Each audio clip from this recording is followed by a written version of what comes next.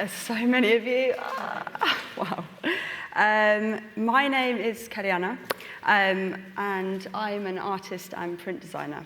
I'm going to be talking to you a little bit today about my background and my journey up until this point, and a few little things I've learned along the way. So I hope you enjoy. So it all starts with this guy here. That's my dad, Eamon. And if you're wondering why he's painting the Colonel, I have no idea why. I actually don't know why he's painting the Colonel. But he's been my biggest inspiration from day one, and his love for figure drawing and colour always fascinated me. And so we used to sit together and draw, and he kind of was my trainer from day one. And so I used to put this into practice at ballroom and Latin competitions. And I don't ever tell anyone this, but I have decided to tell the whole of Oval Space. I'm a ballroom and Latin dancer, and my family as well. That's my dad again there, as a little boy, and that's my brother Josh.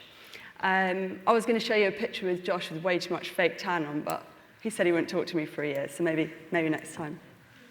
So I used to sit at these competitions and watch the dancers kind of move around the floor. And the one thing I kind of trained myself to do is kind of capture that movement and really get to understand getting down that kind of the shapes that the dancers were creating. And I kind of did this for a few years. And the one thing Dad always taught me was to look up and focus on your subject. And he always said that if you're focusing on your subject, your technique will naturally come anyway through studying your subject. And I did this for years, and then I ended up going into kind of weaving into fashion illustration. And that's kind of how I ended up at university studying fashion illustration. And whilst I was there, I won a competition to live illustrate at London Fashion Week.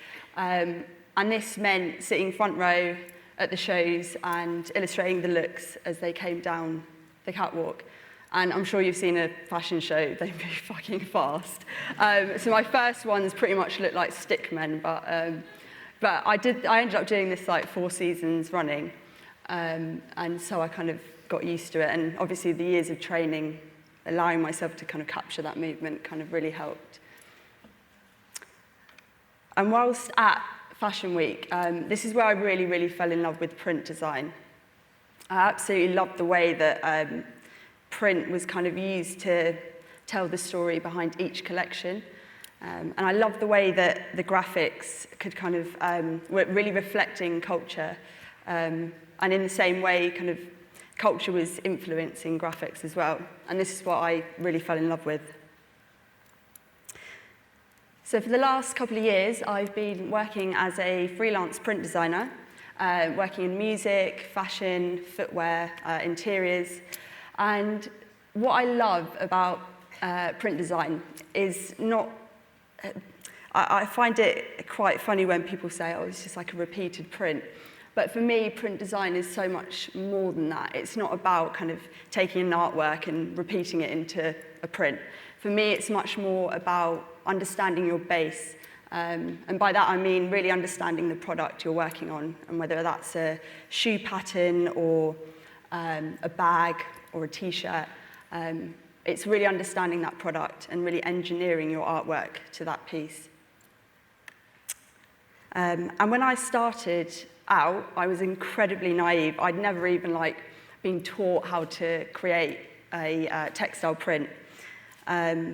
But I think sometimes it's actually better to go into a new role with kind of a fresh approach where you haven't really been taught any rules. And so I think this is where I came in with a bit of a new look.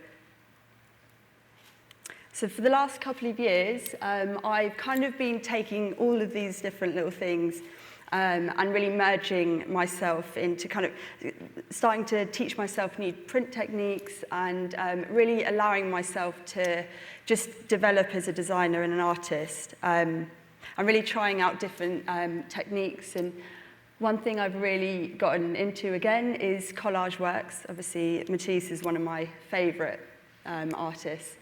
And the one thing I love about this medium is the freeness you get and the textures you kind of get from paper cutouts. And so for the last couple of years, I've been working on lots of collaborations and passion projects. And the last year, I've really been looking and studying the mental and physical strength of women in sport.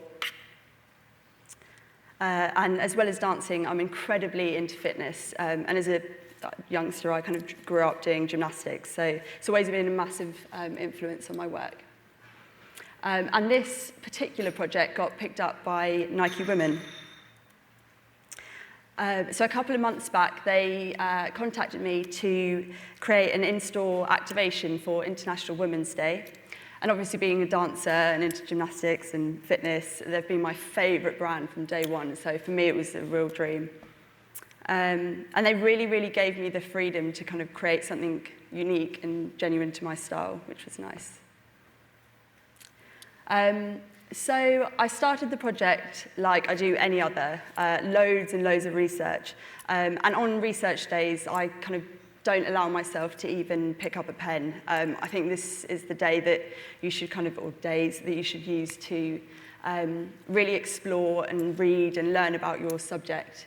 And I knew going into the project that I wanted the copy to be just as powerful as the image it sat with.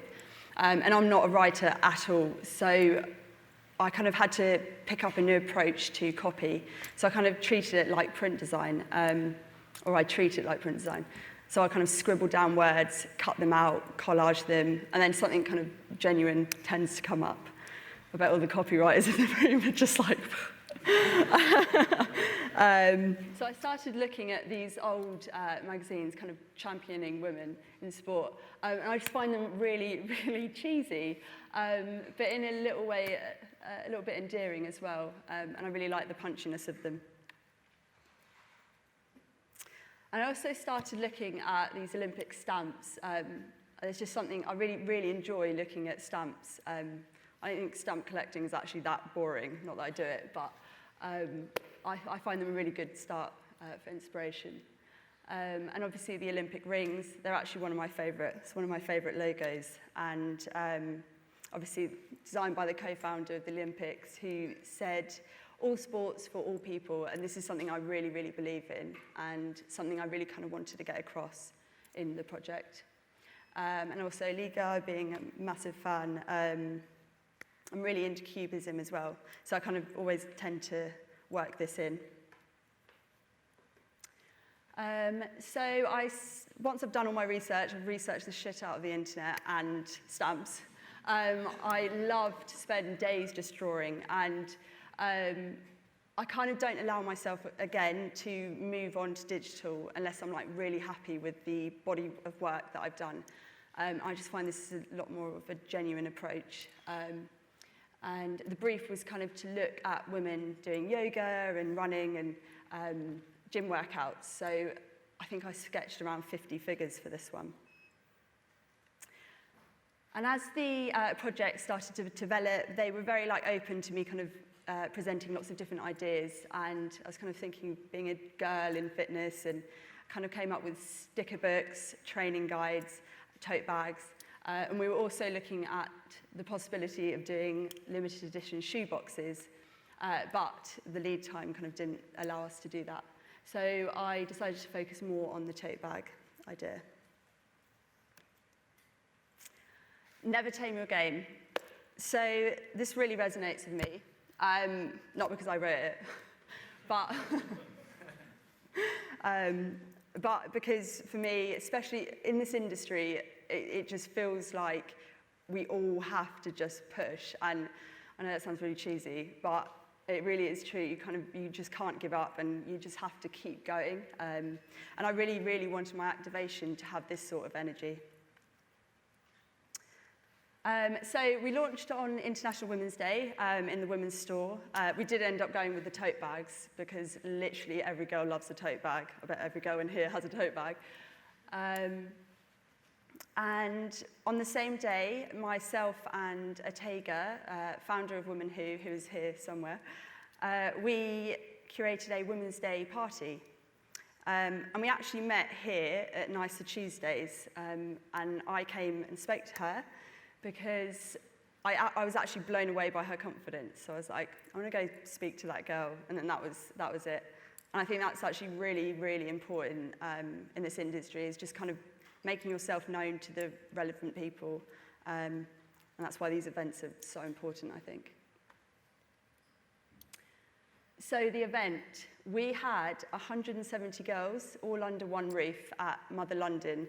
I hosted a print workshop, and the girls got to kind of colour in, make their own print from the templates I'd created, and then print it onto a t-shirt and take it away with them at the end of the night.